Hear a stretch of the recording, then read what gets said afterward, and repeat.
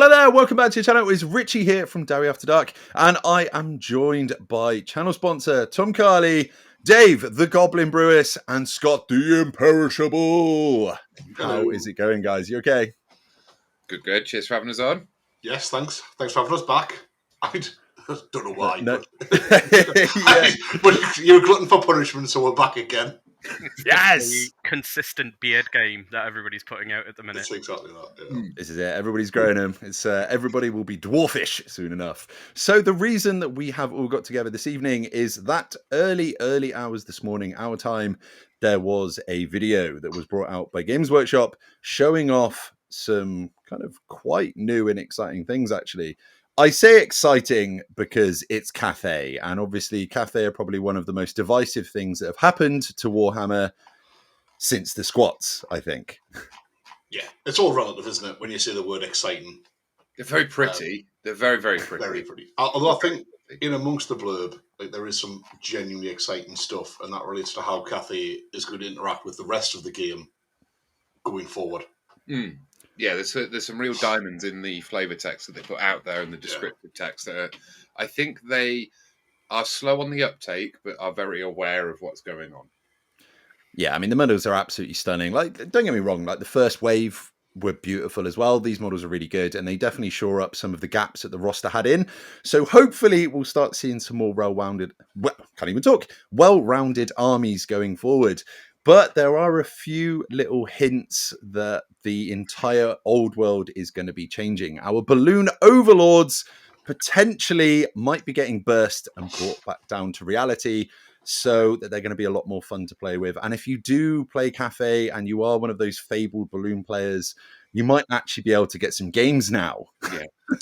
Yeah, because I mean, that's the problem, isn't it? Like, other than people want Cathay because the models are stunning, like without a doubt. But I think bizarrely, it's actually put a lot of people off playing the game because they're so egregiously overpowered. Well, I mean, I couldn't get practice games unless I deliberately target all of you and like DM you and be like, give me a game. But if I post, because we've got a group chat for everyone who's in Team England, and if I put a post up, just be like, does someone want a game? Everyone would say no, or they just wouldn't respond. And I don't blame them. It wasn't fun to play against, you know. So hopefully, it's a real bad thing to ever have one army where everyone's like, nah, don't want to play against that. They play undead before they play Cathay, and you know, that needs to be addressed. Nice guys play undead though, for clarity. I mean, yeah, I think we'll get to the undead problem in a little bit. So, firstly, I just want to show off the video. I'm sure everybody out there has actually seen this, but the graphics that they're using are just absolutely stunning, and I just kind of want to show it off. So this was basically what I woke up to this morning. I didn't stay awake for it last night, but it's just gorgeous. Like, all of the editing that they're doing nowadays is just so nice. Like, the artwork is just stunning, right? The editing and art department's absolutely smashing up the park at the moment, aren't they? In regards to old world, for sure. Like, this is I wouldn't be surprised really if top-notch stuff. I wouldn't be surprised if they've had a little bit of help from Creative Assembly here, because this is so similar to some of the Total War stuff, some of the Total War cutscenes. It feels right at home with that, so I wouldn't be surprised if there's been a helping hand. Wouldn't shock either because of the synergy of like models moving between them and the fact that actually we probably owe a lot of old world to the success of the game. Yeah, very cool though these are. Like, stunning. The poses are phenomenal. Those two Astromancers, I just want them. I desperately want those models. Models that good are wasted on people like me. And what a box set! What a box Stunning. set! You know, and I mean, it feels like I might set on fire if I start praising the value of G-Dog plastic, because it's going to. But no, man, like that looked like at a guess that's going to be what, 120, 150 quid. That's one of those boxes which I look at it and I go, I want 3. I think there's so much hobby potential with it as well that you can just go full sort of Shogun Total War with Cathay now, with the peasants. It's pretty cool. And the Crowman. Yeah, I know.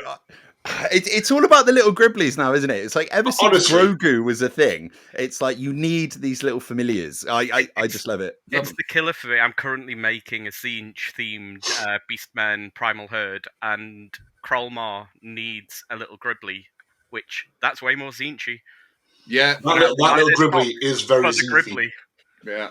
I hope this is the first of many Crowmen as well, because the whole concept of them is so cool, where they're like kind of like Chaos Furies, where they're these like demonic constructs, but they just actively hate magicians and just go after them. And that sounds like a really cool unit to have on the table. Which is quite funny, considering this one is a familiar to an Astromancer. So for anybody that has missed anything that's happened today, basically these are filling a void in the Cathay army. So these are going to be your cheap spellcasters. And there is also some new lore that's coming in as well for the Magic, which is kind of quite cool. It's going to be a little bit of a rewrite, isn't it? Which is going to be quite interesting, I think.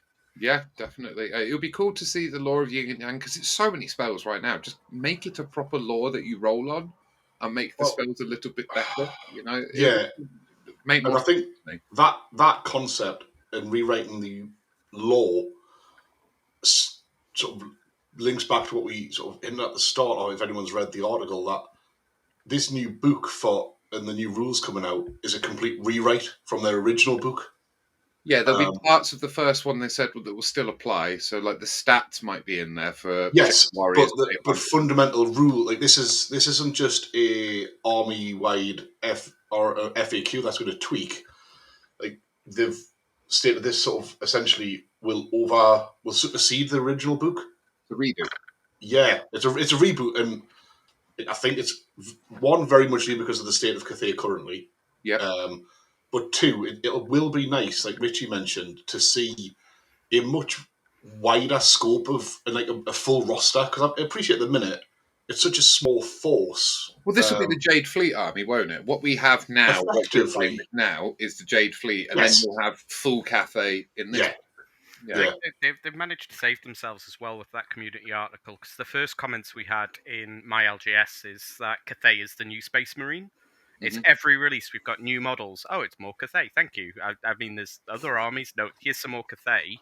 But the fact that it is a rewrite almost gives us the hope that they've took on board the feedback. They've seen results across the country in terms of events, and they're actually learning from that and actually putting out a better quality product. So it's almost like the rewrite takes away from that sort of here's another Ultramarine, which is the old Space Marine lieutenant. Syndrome. The only thing I can kind of genuinely let them off with just more Cathay is that it's their first new fantasy army since Ogre Kingdoms back in 6th. Yeah. And it was released in such a small initial release. Like, it was inevitable that they had to phase it in. But which had barely been expanded upon in that edition as well. Yeah. We did like one release, bam, here's an army box, plus one metal unit, we'll see you in 7th. Yeah. When you scroll back though and you see the model, it's what's frustrating about Cathay, because I think sales of Cathay are probably lower than what they should be at the moment. The amount of conversations I have with people about the army is stunning, but I would never buy it. Because people don't want to play. A lot of people do not want to play an army that's perceived as broken and overpowered. Well, I don't want to play mine anymore. Yeah. You know, if you go back and look at that Jet Li style Lord and Mage with the two fingers sticking out Kung Fu style, that's so cool. Stunning. But like these crane guns, it's brilliant that you stopped on these, because these are a perfect opportunity for them to say, whoopsie. So at the moment, we've got 36-inch range, strength 6, AP2 with armor bane guns. They can't stand and shoot, which perfect. I think this would be a perfect opportunity to be like, we're going to change the profile. You know, we're going to pop it down, strength 5, maybe, AP1, well, it's 2. Weirdly, I don't have an issue with it being sort of their stat line as they are. Like, it's give or take a line with Jazale's. Not that we can talk about the legacy factions, but it's. Well, the legacy. There's no such thing as rats under the Empire. Nothing to see there. There's no rats under Altdorf. But like, they're comparable to Ushapli Great Bows. Like, they don't have multi wound, but they have better armor penetration. So, like, I don't think the actual rules are bad. Or an issue with them. I think it's nice that you're going to see them. There is an element, because if you read the little section underneath where it sort of gives you a little bit of fluff around the unit, that fills me with a little bit of fear that these are just going to be way stalkers from what else, but more accurate. Is I'm just going to snipe all your characters from units.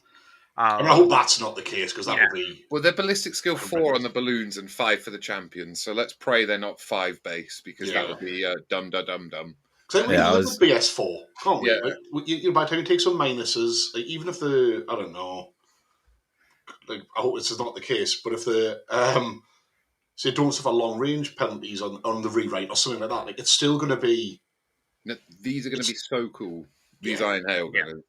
But I think with the terrifying, they're just going to be great utility to help guard war machines and stuff. Yeah, completely. Or just kind of get near like objectives and stuff. Just quickly, like before we jump onto these, I think with the crane guns, I personally think, considering that they are basically peasants that are using them, right? I do think that they should be ballistic skill 3. They're not peasants. They're not peasants. They look like peasants. No, these are the premium gunners. They're like peasants. They're the same training as like top level Empire engineers, because they do this their entire life. All they do is train with this one gun. That's it. Well, then they should be ballistic skill 3, like a Thunderer that trains his entire life. Thunderers don't train. They get a gun, they drink until they're then sent out to fight to shoot things. Thunderers should absolutely be left alone. No argument there. Definitely they should be. Here's your gun. Here's your beer. Oh, go on then. That's probably stuff that you've got to remember that a Thunderer's had the same ballistic training as a Goblin. It breaks me. It broke me. Anyway, let's not speak about it. Yes, I think they could be decent. I think, like you said, they are just kind of comparable with the Skaven unit, aren't they? To be fair, with the Giselles, which I mean is fine. Like nobody's scared of them. I watched Ed's video about these earlier, where he was like, he doesn't think anything's going to be too strong or too broken in this list, and on reflection, I do actually completely agree with him, to be fair. So if anybody hasn't seen that video, head over to Close Order and go watch it and see it. He gives kind of like a more detailed breakdown on what he thinks is going to be coming with each Cathay unit. But I genuinely really like all of these models, actually. And it's going to be so nice to play against Cathay, where it's just not balloons and cannons. It's going to be so good. So the key thing for me to take away from it is the scale of things. They've maintained this. I'm not quite sure if it's properly 32 mil, maybe it's 30, but it's bigger, and they've maintained it across everything. Because I was wondering if the Jade Warriors and the Jade Lancers, being like the elite boys, were larger, but that has got near enough the same silhouette as a Jade Warrior, nigh on the same, so they've maintained this larger scale, which is maybe a tell for what things are coming in the future. Like General Hans maybe isn't the actual man mountain that he seems. Maybe that's just the size of Empire. If and when we see a re-release, Yeah. Well, I suppose the new Tomb King mounted models are similar as well, aren't they? They're almost bigger than 28 mil heroic. They're maybe more along the lines of that 30 mil size almost. I mean, the dwarves are massive. Like Ungrim is huge. He's a chunky boy, isn't he? But all we'd seen is character models before.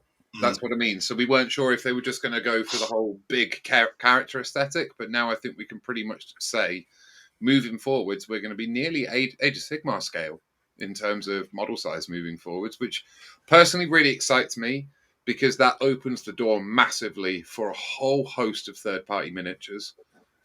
Like, when the scales go bigger, you only have more options that you can bring in, and also conversion opportunities. You don't have to worry about, is that model going to be too big from Age of Sigmar? Take the Cities of Sigmar range. Currently, if you put that next to Empire troops, they look out of whack. But if Empire troops scale up to match the same size, wicked, you've just got 2 whole ranges of models to choose from. So this is really exciting for me from a modelling point of view. Yeah, no, that makes absolute sense. I hadn't even thought about it that way, to be fair.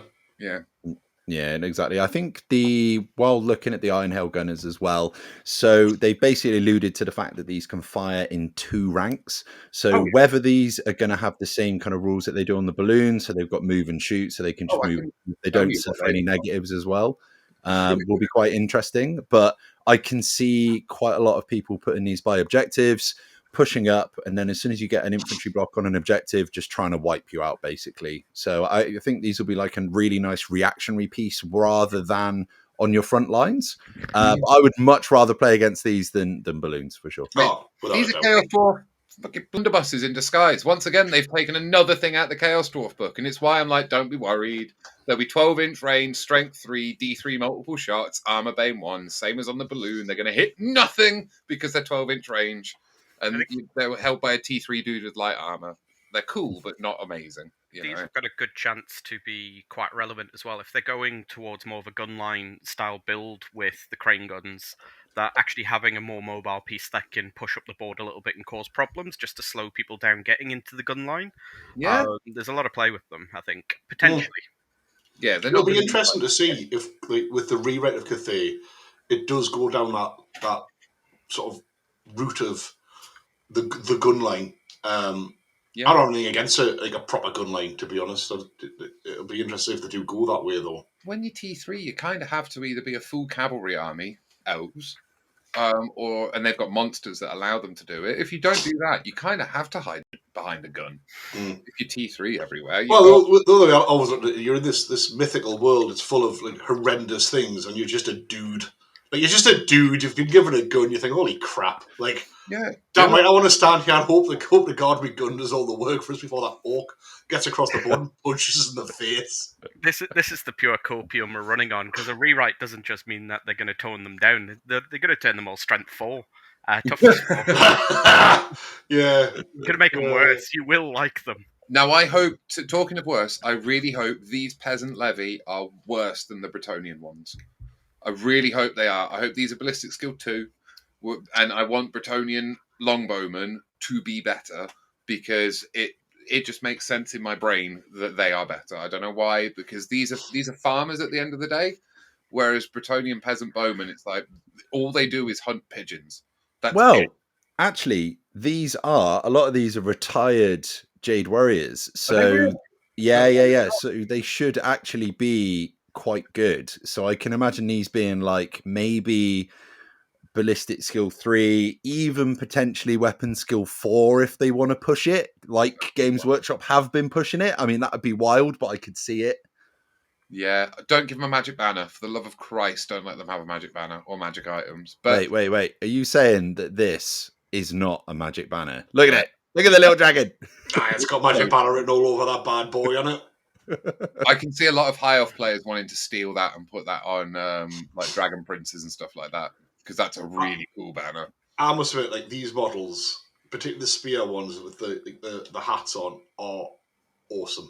God, the amount of effort they've put into just the basic, probably 4-point chaff unit. Oh, man. I think there's something about fantasy players in general that just loves a hat. Like, I look at those, I'm like, yes.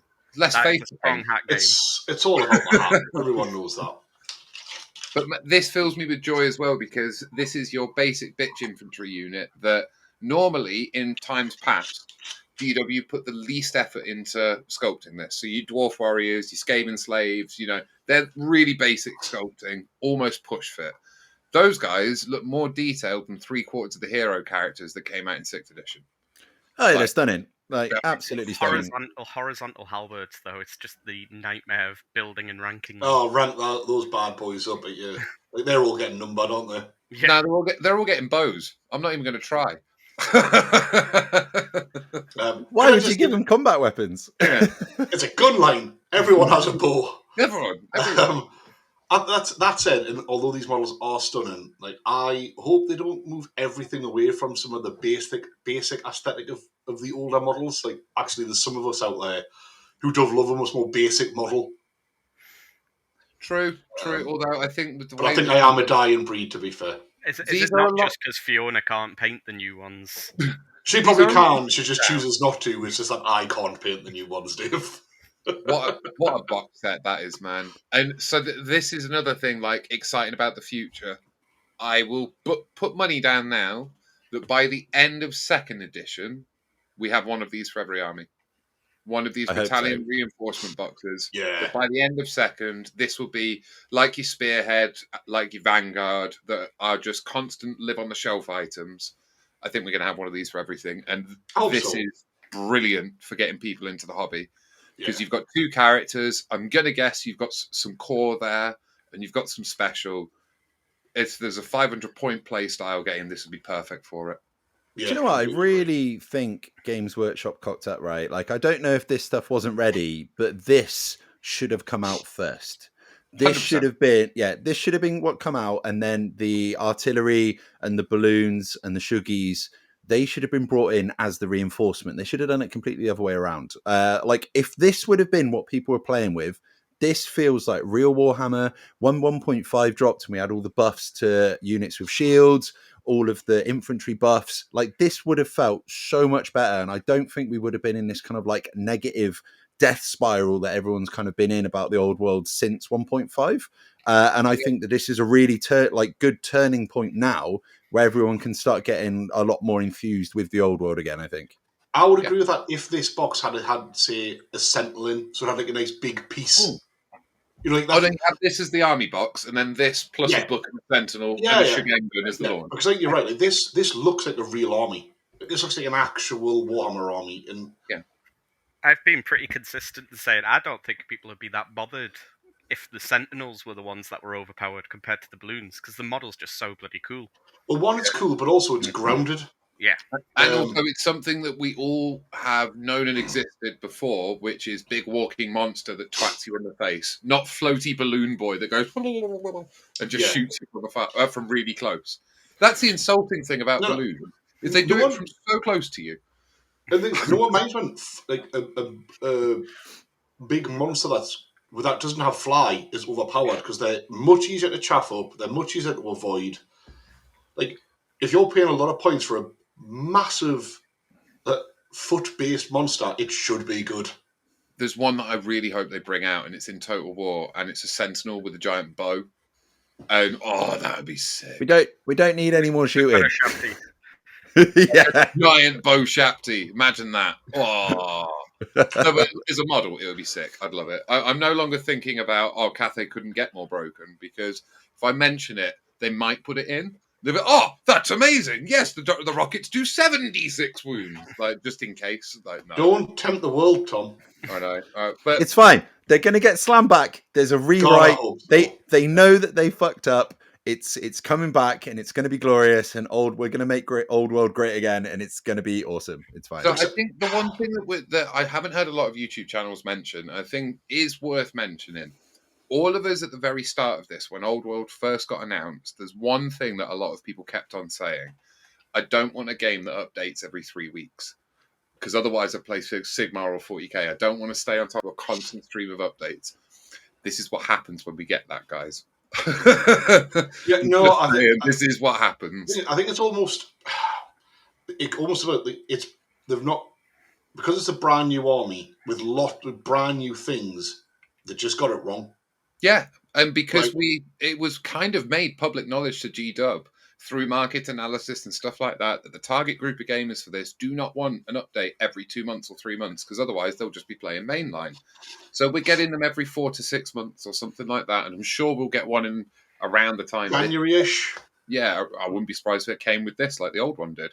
Yeah. I'm pretty sure the last FAQ came just about when Cathay came out. I think 6 month cycle of FAQ to just realign bits is probably just about on the money for the right level of updating. You know what? I actually want to disagree with you, Scott. And the reason I want to disagree is because we're getting so much new stuff. If they're bringing out Cathay, if they bring out Kislev, if they're bringing out Norska, we don't know. With those Marauders, the breaching of the Great Bastion, this is the start of when the Great Siege happens. This is leading up to Prague, which means Norska's gonna be coming. It's gonna be like, if you look at all of the Total War factions, they're eventually going to bring all that in. I think what I was getting about the Garden updating the rules was, like, I think one thing to get trapped on is thinking that this game's a new edition. It's not a new edition; it's a brand new game. So, like, the first editions, like, if you treat it not like the new edition of Warhammer Fantasy and the first edition of Old World, there's naturally a bedding in time. So if during first edition they need to do a tweak so it's been 18 months now, they've done 3 tweaks effectively. Or come January there'll be a tweak every 6 months. As they bed down first edition, and all this is data that'll go into hopefully second edition in the near future, that shows that GW, to me, are keen on keeping it updated but not overly touching it, and keeping it relevant and updating it when they found issues. That'll hopefully tail off as they're bringing out new models, like new stuff, because if they're going to use that as the bench, that's sort of the springboard for updating, then they don't need to touch it as much. And hopefully this first 12 to 18 months, they've identified most of their issues, addressed most of their issues from a fundamental point, not individual armies. I'm talking about the actual nuts and bolts of the game. Yeah. And never that would need updated because it's a brand spanking new game, and within 3 weeks, there's more games played than in 2 years of test playing just for the volume of people that play the game. This is what I was going to say. I think we're in a position now as well, with all 4 of us being WTC Worlds players, that when a new patch is released, we are on it straight away and have what is close to the builds that come out of that patch. Whereas the people who aren't at that level, just general tournament players or people who just play at the local game shop, they haven't got that approach. So I think we tend to be a little bit more negative about the slower patch system, just because within a week, Tom's got the perfect Cathay build, and then you're testing into it for 4 weeks and just smashing your head against the wall, which other people don't have that experience as well. So I think the 6 months is nice, but we're just in a position where we're into the filth straight away, and then you're sort of battering against the worst of the worst. What would be nice is to know if we were going to get an FAQ every X books. So let's say if we get, like Magic the Gathering, for example, in that game, every few cycles, they'll relook at the game and they'll relook at the ban list and stuff like that. If they said to us, right, every 3 arcane journals, we're going to stop, look back at the previous 3 arcane journals, and we're going to FAQ them on a cycle like that, you'd at least know from that standpoint, you'd be like, okay, Cathay's broken, but it's only going to be 6 months and it's going to be dealt with. So just, it's whatever at this point. As TOs as well, that would be phenomenal, because then you'd be able to almost date when you could do certain things and have to action certain things as well. So just a tiny bit more clarity on when things were coming would be great.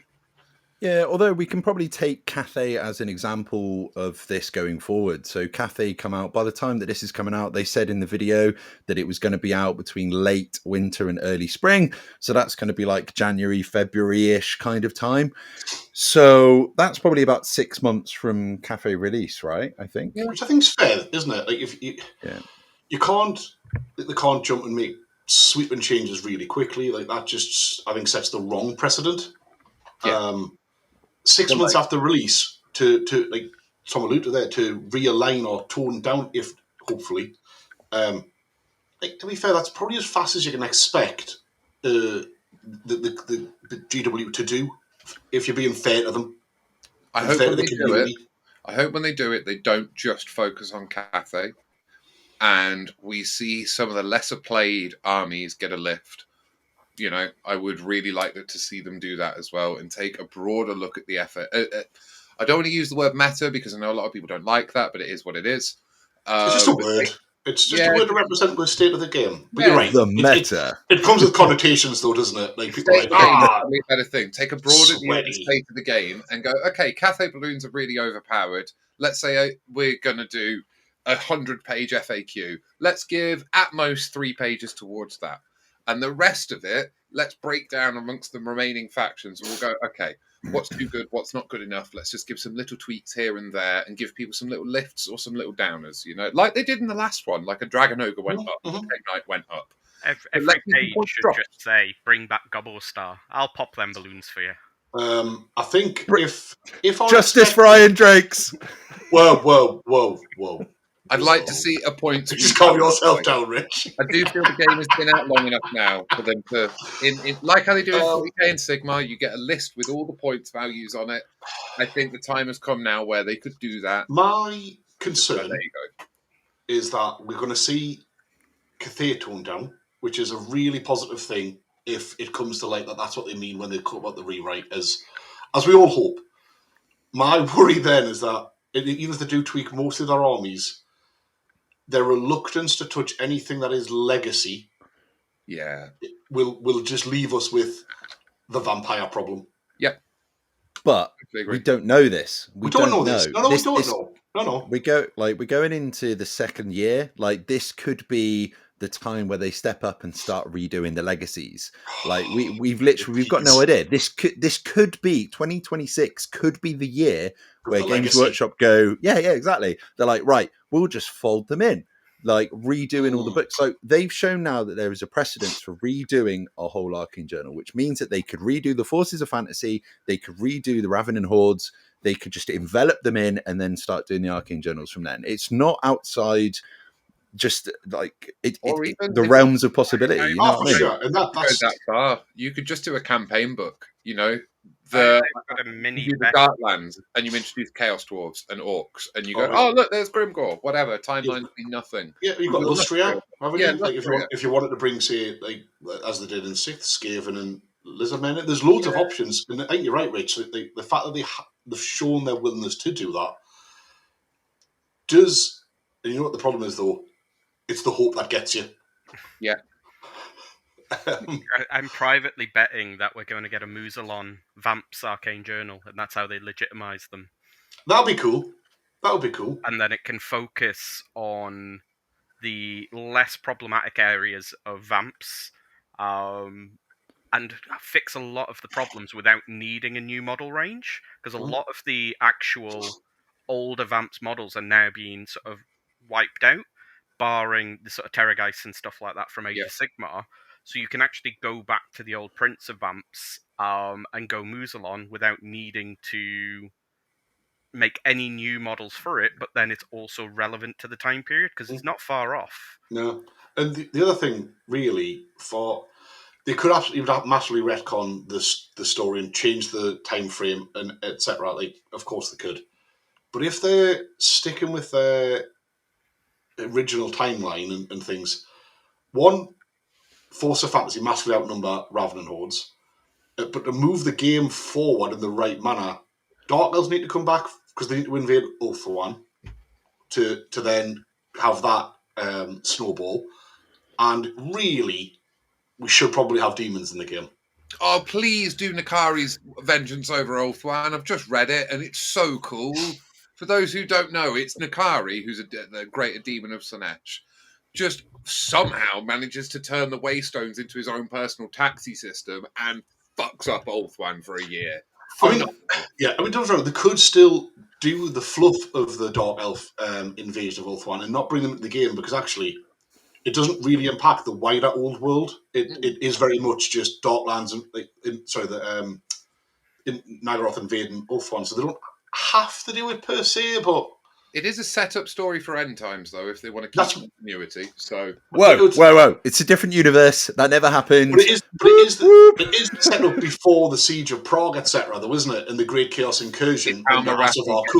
It's how Marathi gets the idea on the portal and all of this stuff. It's obviously what prompts the boy Teclis to come across and train Empire on magic. Although, what these boys are missing is we need a Night Goblin Arcane Journal, because me and Richie haven't played Dwarfs versus Night Goblins in ages, and I want my war boss on a Mangler Squig. Do you know what? Sorry, Dave. I want that too, but Dave Scott just said something that kind of made me think where the next edition may go. If we're talking about, like Richie said, the breach of the Bastion and all of that, and chaos coming down through there, which is the start of the Great Chaos Invasion, we might see proper laws of magic next edition. Yeah. That's what Teclis brings. That's what he brings over. So, but not only that, in Chaos, we might see the 4 laws of the gods, which, I missed those so badly because they were so fun and thematic. Because I think Games Workshop the Specialist Design Studio have been flexing their muscles with Troll Magic, Law of the Wilds, and Primal Magic. And I think they found their footing now. Yeah. Primal Magic and Law of the Wilds, in particular, are phenomenally well-written laws. They're not too strong, they're not too weak, they're just incredible for the armies that they run. So I could really see them taking a stab at doing what we all knew all the way up to 8th edition. Here's your 8 laws, and some army books are going to get their own one, but not everybody. I would love that. I would really. I endorse that for sure. That'd be lovely. Yeah. And obviously bring back Skaven. Because it also means I get to buy more accompaniments to the game. And G-Dub, please listen to this. If you sell accessories, I'll buy them. Yeah. Let me buy my. I would just GW. I would just give you my money. Just here, have my cash. Just give me stuff. Make the combat counter from 8th edition. Bring that back. Oh, I love that combat counter. It's everything. It's like the little card sleeves that they sold right at the beginning. I guarantee they sold out instantly. Do you know what I mean? Every time they've come out, like, we want accessories, damn it! Like, literally anything. We'll buy anything. Money, it's almost the classic of, I'm just going to print $5. There's not going to be more need for $5. So we'll just print 5. That'll cover the entire world. I'm shocked they didn't do a re-release of the Magic since they changed the casting values on the last FAQ. Like, and none of the new laws exist on cards. No, it's like they don't want money sometimes. Talk to this guy. Tell me a booster pack, like a Magic the Gathering Pokemon card booster pack, which is here are 7 random cards that have got new reprints and the new laws for £5. I'd buy them. I'd definitely buy them. Hear me now, James Workshop. Like 100%. If all they did was release a pack just to replace the ones that have been adjusted, I'd buy them. Like, Just imagine if they did those random spell cards and then 1 out of 1,000 were a shiny spell card. It's like, Dave, you cheeky little devil. I got a shiny Biddle. Would you buy shiny spell cards? And if not, what would be your random accessory that you buy from G-Dub? Because all the ideas, honestly, like Gaze of the Gods, why that doesn't have a token counter system that's sold by G-Dub, mind-blowing to me. Absolutely mind-blowing. There's money there. There's so much money. But yeah, lots of fun stuff coming. Like, the way they're doing things is very cool. I think what Richie mentioned earlier in the fact that it does give us this, it shows that they're willing and able to do rewrites and have big sweeping changes. It is only a positive thing, isn't it? Like, that shows, and it gives those of us who want to play some Legacy armies officially, like, it gives us that little dangle of hope, which, God damn it. Well, let's talk about dangles of hope. What's coming first, Chaos Dragon or Chaos Mammoth? At this rate, neither. No. It's a new world, 2026. It's the Cathay Mammoth. It's the Cathay Mammoth. It has a balloon lantern spot on the top. In all seriousness, though, 2026, we're getting the Cathay rewrite, which means they're rewriting stuff. And with the breaching of the Bastion, this is the start of what we know is to come. So the law is changing. The law is progressing. The Siege of Prague is coming. I reckon by the end of next year, we're going to start seeing... I mean, they're not going to rush into it, right? But I personally think they're going to start introducing the main characters soon. Mm-hmm. I reckon we're going to get like Teclis. We're going to get Magnus. Tyrion. Cetra's the main character. That's it. We have no other than Cetra. No, I'm looking forward to generic war boss for the Orcs number 4. Orcs is an interesting one because they have no real, unless they're on the paunch. They've got no real like name characters who are relevant. Different time period, wasn't he? Yeah. We've got Morga coming from the Beast. That's obvious. Yeah, they've already called that one out. So, I mean, Richie, I pray that you get what's his name? Not Ungrim. Who's the king? What of the one of the prince right now? Thorgrim. Thorgrim. I really hope you get Thorgrim on a big old throne of power. When he's not, his age, it should be just Thorgrim walking. Nah, he's too young for his throne of power. Yeah. He's too young for the throne of power. He's not even the High King yet, mate. I want the fucking High King. That's what I want. Yeah. He's pretty much does he not get chinned off goblins somewhere? Yeah. But yeah, a goblin character would be cool. I really want a Chaos Dragon model, man. We all just want to see Arcan the Black back. Has anybody noticed the old 2-headed dragon in the Bastion artwork as well? Yeah. It would be cool. It would be really cool. That is a bizarre one that they've never released, other than the OG Forge World one, the Galrock one. And then, sorry, I was obviously the old Forge World one that was enormous, the Chaos Dragon. Oh, huge one, yeah. And then Galrock. It's weird they've never actually released a Chaos Dragon, other than obviously Engram Van Horseman, which I'm shocked they never released because if they released him, they might as well just print money because I'm buying one. Talisman Dragon, that one. And that fits High Elves, Wood Elves, Dark Elves, and Chaos. So why that kit wasn't just insta-released, beyond me. Like, because they still have the rights to that thing, because it's still in the museum, and they talk about it all the time. There's about 3,000 of them, I bet, at Warhammer World in various states of disrepair. Oh, yeah. Everyone had one of those models at one point. They're awesome. I know you don't like dragons, Richie, but it's a lovely. I don't know. I like He to kill does, them. because he likes to That's shoot good. them. There you go. Yeah, I do like to kill them. So, what do you think is going to be the first main character to come back? Because it's definitely not going to be Alricsson for the dwarves. That's not going to happen. So, I mean, they'd be stupid to not bring back. It's the time of the Three Kings as well. Why have we not seen anything about I that think either? it's Magnus. Oh, the Emperors. Nobody cares about them. It's all about Magnus. I think it's genuinely going to be Magnus the Pious. I think that's going to be one of the first well-known ones, or it's going to be the twins, so Teclis and Tyrion. They'd be my choices. How long until they bring Asavar Kul? Last one. Oh, I think he's going to be out there. He's up there, building his empire at the minute. But what I can see is so far we've got an undivided champion. I can see us getting 4 marked champions coming out one at a time over the course of 1 or 2 editions. And then right at the end of that edition, they go, and there's Abasar, and we're going to draw the black, and we'll see you in 3 months. So we're just left with it. I mean, don't get me wrong. I definitely don't think he's going to be the next special character, named character you mentioned, Rich. But, 3rd Elves 4th edition is my bet. Magnus could be though. Magnus could be, or the twins. Ugh.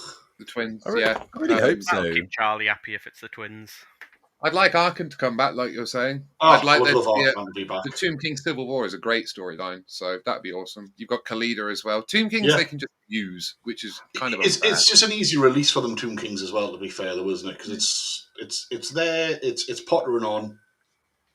Yeah, they're going to find it hard to, I think, expand on it.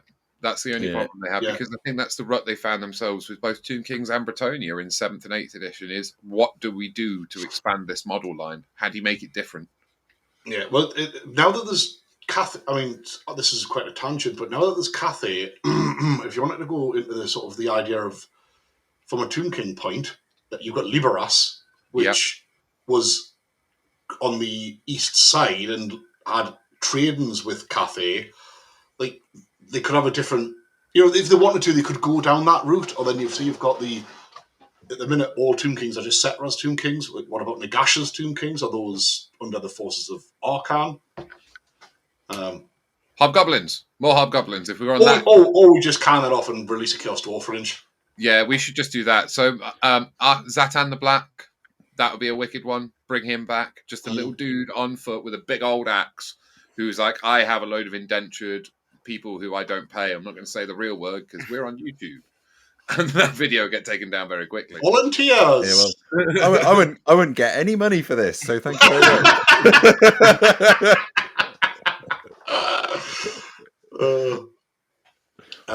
Morga could be another one, though, that's a special character we know should be coming. Bretonnia King. Oh, yeah, Lewin the Orc Slayer. Yeah. So hear me out, right? So you know Heinrich and Krell. Doesn't Krell die at the Siege of Prague? Krell dies 4 times. No, he's not. The first time. No, he's dead well before this. Yeah. Is he? Yeah, he's already dead. Oh, okay. He's very dead, and Henrik Kelmer's not for several more 100 years yet. So you're in between the two of them, sadly. Yeah. Okay. I thought he died at Prague for some reason. No. The only active vampires at this point in time is some random Strigoi dudes, the Blood Knights, the Lamians, and the Necrarchs, but none of them of note. You've got one, actually. Is his name Dieter? He's not around yet. No, Dieter Helsnitz. He's not around? He comes from one of the colleges of magic. Of course he does. And then it builds to Helfen. So we need the colleges to come back for everything. Yeah, the only vampires that should be really of note to bring them back is what Dave said would be Musalon and maybe come on the Red Duke. Yeah, I mean, the Red Keep is just kind of zipping around. Yeah, it also it follows their whole thought line of tying nice little bows over armies that were supposed to be but never were, because the Red Duke, Blood Dragons never got a true going. An idea of loads of people wanted to always play like a Cav vamp army, didn't they? And you could never really do it. This could be their chance. Yeah, the Europeans are still trying. There's a great mod on Total War Warhammer which gives you a Blood Dragon army, and I'd love the concept to come across to the tabletop, where you've got field trebuchets, peasant levy. So basically, you have no zombies and no skeletons. In its place, you have all the peasants. And then instead of having your knights, that's white units and blood dragons. So it's a really nice mixture of the two. And then all your characters, your spellcasters are all necromancers, but alive. And instead of having barons and dukes, you've got vampires. So it's a really cool mishmash of both lists, and I'd love to see them do that. It would also There's let so them much- remove the idea of the legacy list, wouldn't it? Which is in long term, I think what we'll see with second edition is either the incorporation of legacy or the deletion of legacy. Yep. I don't see them reprinting it. I see them No. making them just compatible enough. I think with this is just my feeling. It's come second edition, or as we move on, we'll either see them brought into the game or deleted from the game.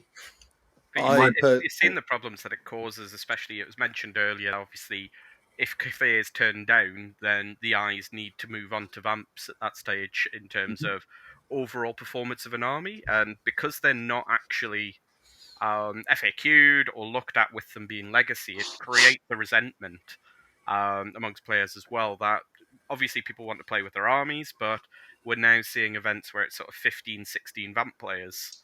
The issue is with the vampire problem is that individually, nothing in the list is particularly overpowered.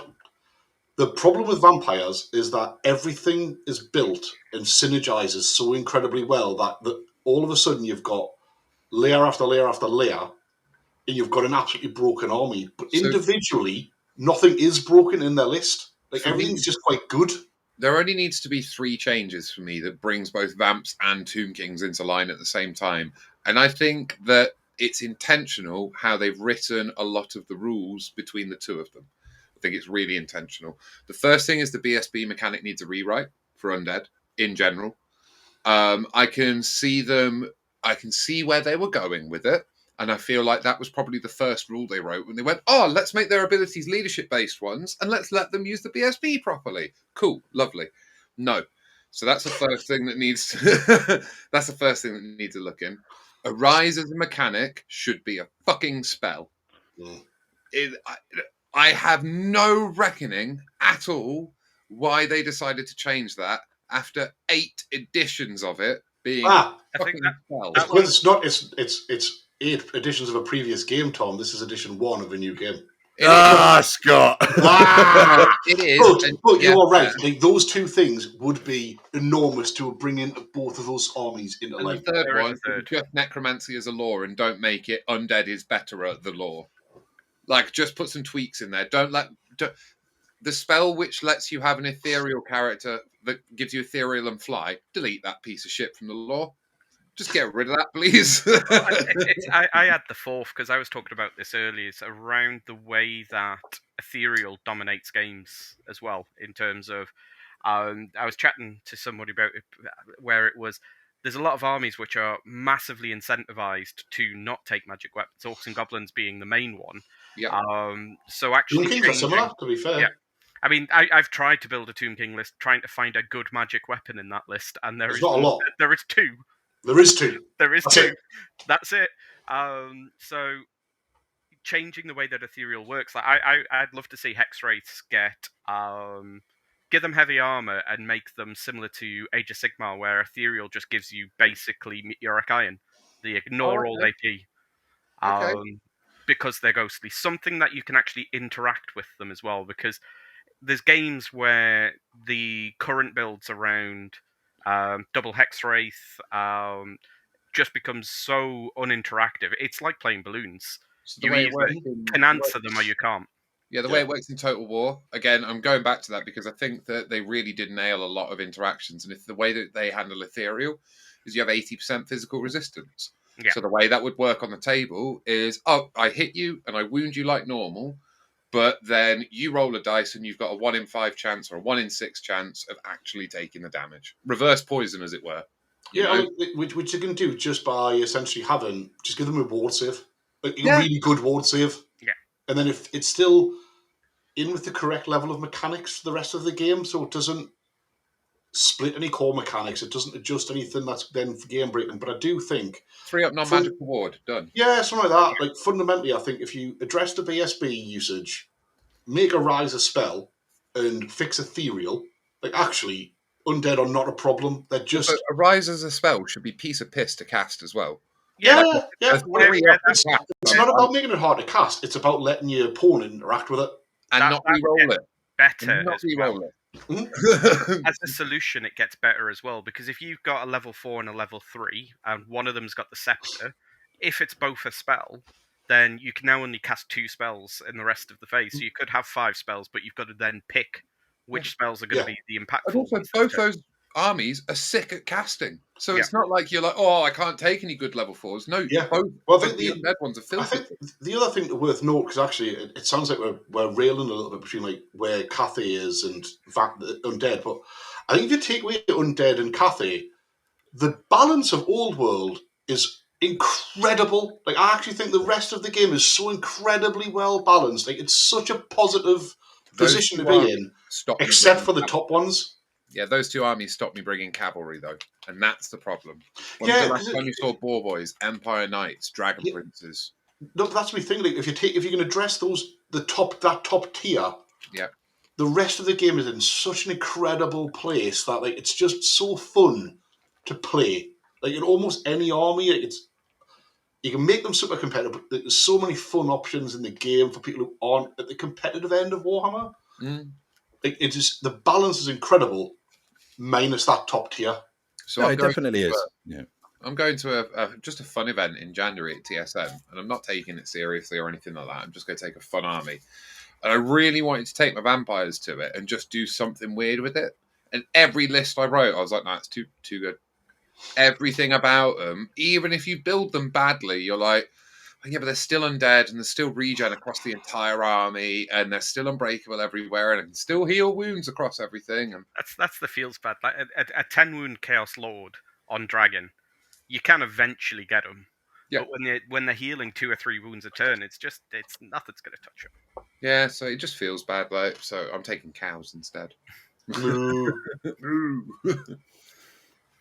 Yeah, give me more cows as well. Yeah. If we're talking about new stuff we want to see next year, I want to see more armies across the board getting revamps model-wise. But you know what else I'd like to see, if I'm being ASCII, because you mentioned cows, monstrous infantry getting a buff. Yeah. Because the poor Minotaurs are just trash. Presser battle should just be, for monstrous infantry, you get your full attacks. 100%, and then it's done. Yeah. You need 1,200 points of characters inside of a Minotaur brick to make the Minotaurs worth taking. It's obscene. And that's same as dwarves then, right? Yeah. Watch out, Worlds next year. I'm coming. It's coming. Yes, It's going to move. Yeah. I think it's kind of a difficult one, isn't it? It's like we've been too used to playing into like Cathay with the balloons, vampires just kind of like dominating. Obviously, Tomb Kings as well. Looking at you, Scott. Well, and it's going to be interesting once Cathay gets this rewrite. Like, I don't know what's going to come. I'm guessing restrictions are going to change. I'm guessing like balloons are maybe going to be like 0.1 per 3,000 points. Would be quite nice. I don't know. But like, and we don't know if there's going to be any rewrites to their rules as well. Like, there could be complete rewrites. We just don't know. Like, the Iron Hail could change, like you said, to like 12 inches. Like, a Crane Gun could change down to 24. We just don't know. So if it's a complete rewrite, this is going to completely change the game, and it's going to have massive ramifications for all of us. So if they do that, I'm really hopeful that there's an FAQ around the same kind of time where they address Tomb Kings. Hopefully something's going to hit vampires, because they must know that vampires are smashing it. Like, Games Workshop watch all the tournament results. They know. They've been watching Cathay. They know that there's that pushback against Cathay. But the problem before Cathay was vampires, was Tomb Kings. Hopefully we get a bit of a pushback against them. And then I think once that's done, going back to what you were saying before, Scott, is how good and how balanced the game is. I genuinely think that the legacy factions like the Lizard Men, like the Skaven, I don't think they'll feel that bad once those top contenders are brought back down again. Because the disparity, it won't be that big. Like, if you look at the different tiers, you've got, like, at the minute, Cathay, like, all the way up here. Vampires are a smidge behind them. Tomb Kings are a bit further back, but still, it's then a massive drop to the next. Like, the rest of the armies are actually in such a good place. Like, everyone can almost beat everyone. It lets, as much as Sorry, we're Tom? a bunch of filthy power gamers. I think bringing it down just lets us take what we want to events. I've took Orcs and Goblins to events. I've had one event with Empire, which I was forced to do for the team, Scott. Hold on. Why is it my fault? Because you beat me in the final game with that filth. But just being able to take what army you want to, instead of, if you want to do well at a tournament, you have to play these 3 armies. Yeah. It just feels so much nicer. Yeah, I mean, one of the biggest team, you have to take 3 of your 8 have to be Tomb Kings, VC, Cathay currently. Yeah, you have to. If anyone from the FAQ team is watching, if anyone who writes it has made it to this point in the video, please lift the bottom end and don't just nerf the top end. Nerfs aren't the answer to everything. I'm not saying don't nerf Cathay and don't nerf Undead. Please, for the love of God, do. But if for some reason you think that there's other things that need nerfing, consider lifting the bottom end first. You know, maybe drop the points on state troops down a little bit.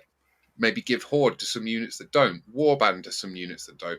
Then Renegade Crowns made human infantry really interesting again. Now, I understand there's got to be some differentiation between them and Empire, but it showed how much better the infantry can be with just a couple of keywords in there, you know? I mean, judging from the last FAQ at 1.5, if they can pick out and destroy one dwarf build, balloons are getting it. They're getting it real bad. So. Like, yeah. It's happening. Yeah. Did they even touch dwarfs in 1.5? I didn't notice, Rich. Yeah. I know. I just leave it. Wouldn't imagine your face with glee, where they just have effectively written, "Sorry, Richie." Yeah. Where they just say, "Please delete from the last FAQ the iron break." Oh, it'd be so good. It'd be so good. Oh, I don't know. What yeah, that's how excited he got.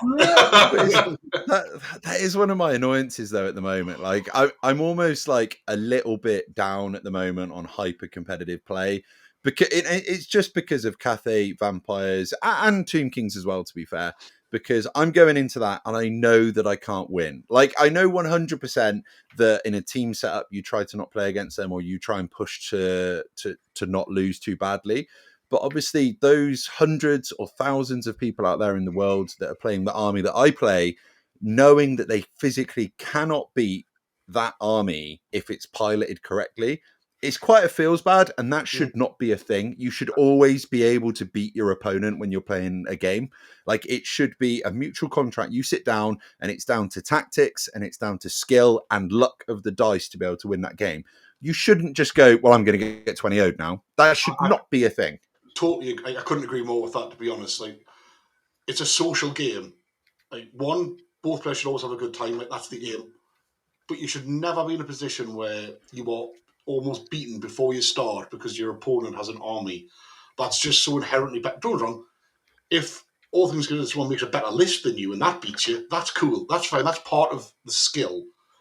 But you shouldn't be sat down, say, playing dwarfs, looking across at Undead and right, well, actually, it doesn't really matter how well I play. Probably the best I'm getting is a draw. Like, that's just rubbish. So I don't think they wrote this game, and they were pretty open about it as well. For any of those who have been to Warhammer World tournaments, they weren't writing this game to be competitive in the slightest. Well, they're very open about that, to be fair. They were very open about that, and I think getting the match play guide was a great olive branch.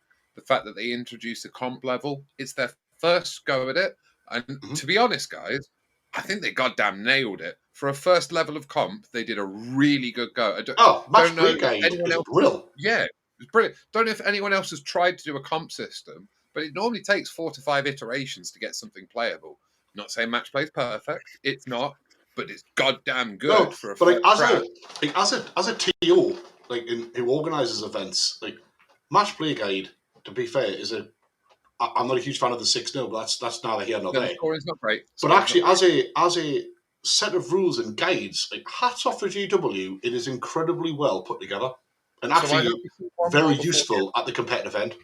I hope we see one more before the end of the edition that is slightly heavier-handed, because Games Workshop are always the guiding light for other tournament operators when it comes to comp. They have now shown that comp is okay, and a lot of the other tournament operators have now gone, right, we're going to be a bit heavier. If Games Workshop is heavier again, A, we might not need any more comp. Which would be amazing. which would be great. And B, it would point the tournament organisers in a lot more of an informed decision as to what need to be done to finish the job. In what I'm talking about here is legacy factions. Mhm. So if the book goes, right, here's a new match play guide and here's rules for the, maybe 11 armies by then that are out, but there's nothing to do with legacies, you, Scott, running Forgotten North, can look at that and go, I get what they're going for here, and here's your 6 renegades. Well, yeah, it's essentially what we've quote-unquote done with, say, Mortis Engines, removed, say, the stacking, because GW have already set that precedent with everything else. So actually, the more they do that, like you mentioned, the more independent heroes can use the core that they have put in to address legacy factions. Yeah, and then keep them playable. That's what I want. I don't want to see them banned. I want to see them playable. Absolutely. Like, I've got a Lizard Man army. Don't use it. Haven't bothered rebasing it for Old World. I want every army to be playable. I want every army to be playable in the game. In competitive 2A level. There's always going to be winners and losers. Like, that's every edition of any Warhammer game's always been like that. That's not a problem. There's always going to be a power scale. But I think the gap between from the top end to the rest at the minute is the problem. I do hope they look at Old World Rankings, which is a brilliant website for those who haven't seen it, oldworldrankings.com. Not a sponsor, just a great thing. I hope they look at that, and I hope they look at the win-loss rates, and maybe not use it as a gospel, but they're looking at it after 1.5 and they go, okay, that affected these changes. Yeah. You know, I'd really like to think that, okay, maybe they're not allowed to look at it on the clock, but JTY et al., and there is more than just you, more than just JTY, but we don't know the names of all the rest of you. So I do want to acknowledge all the rest of the team, however big it might be. You know, but JTY is used colloquially to talk to all of you. That hopefully when you're sitting on the sofa, you look at either this video or one of the Old World ranking things, and you look at it and you go, huh, interesting. And that's all I'd want from you, is just to acknowledge its existence, you know, and just to go, right, that's very interesting. You can add to it as well and be more positive about it as well, and just to say, actually, how good a job you've done. Oh, phenomenal! Like, I've never played Warhammer before, and the game that you've written has gotten me so into it that I've now pushed myself, and now I'm a world champion in teams at your game. It is excellent. It just needs tweaks. Little tweaks. As much as we're moaning on because we're English, it's what we do. Like, it's been an absolute blast. Like, and that's, I thought, why I wanted to mention it before. Like, actually, if you take away that top end, which is a bit of a problem, the game itself, let's be honest, we all love the game. Like, the game's amazing. And most armies are in an amazing place. Like, it's so fun to just it's the moving combats. The moving combats is such a sick mechanic that you need to sort of predict where things are going to go based on, I'm going to win this combat, but how am I going to win it? Because then they're going to be over there. That there's so many elements and intricacies that's built into the rules that it's just certain units have been put in with keyword soup that sort of take away a lot of that. Yeah, give me a campaign book. For the love of Christ, give me a campaign book, please. Oh, Albion, Lustria, Darklands, anything. I love the narrative missions that they're going for inside the Arcane Journals at the moment. Yeah. Really cool idea. They talked about there's in the new Cathay book that there's going to be a specific army for one of the missions, which is sick, which is a peasant army of infamy that's only for use inside this one mission. Yeah. That's the way I read it anyway, which sounds so cool. Well, it harkens back to 6th, doesn't it? The beauty of 6th edition. Like, if your memories think of, in many respects, give or take the pinnacle of the old Warhammer fantasy. And the reason it had that is because it had all the fluff, it had the campaign settings. Like, that was the driving force. The fact that it was mechanically very good as well is if you take byproduct, because you could play the mechanic in any version. What made 6th great was the lore, the fluff, the campaigns, like all of that sort of stuff. If we take away the conversation of mechanics between different editions and what's better and worse in terms of how it's played, 6th is hands down the singular best edition. Yes, because of all of that stuff. Yeah. I totally agree. And Old World, like, for a first edition game, with all the Arcane Journals, like, GW got a really, really excellent system, I think. Yeah, we're getting our back of the book armies. Oh, like, it's just getting our White Dwarf armies. Yeah. But get weirder with it. Make ones that aren't Yeah. official for match play. Do some weird stuff. Make the Kemler Barrow-Wights army again in White Dwarf. That is ridiculous. That is so stupid, either rubbish or overpowered. Like, do you remember but it's just fun. Cult of Slanesh? Wild. Yeah. Absolutely mental, super broken. Nobler Horde. Nobler Horde. Yes. Like, give us but these like, bonkers ones. you think about those sort of things now, though. It doesn't matter how broken or crap they were, you just smile because it was just fun. And they've done Yeah. this one. I know you're not the biggest fan of how Slayer Cult runs in terms of its rules, but in terms of here's a batshit crazy list, they finally did one. Yeah. Yeah, no, don't get me wrong. Don't get me wrong. I actually really like the Slayer Cult. If you're allowed to play it the way the book lets you play it, then it's fine. Yeah. If there's extra comp, you can't use it, and that's one of the annoying things at the moment that the community is kind of going through. And I fully appreciate it because some stuff's too strong, some stuff's too weak, and you kind of get hit by other things. Like at Worlds last year, my army got hit by the Cathay nerf, so I fully appreciate that. But it's so good just to be able to throw those little naked gingers forward, right? One thing I would definitely like from them, if they are going to redo any form of match play guide or anything like that, is can we please have a concise and cohesive terrain section? Don't make it fluffy.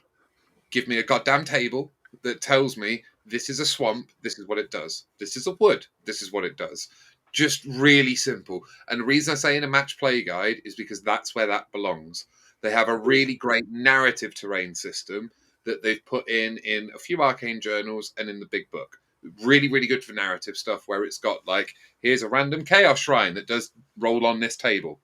The forest could be this or they could be that, which is absolutely fine. Brilliant. For regular, like, playing friends, playing narrative, whatever.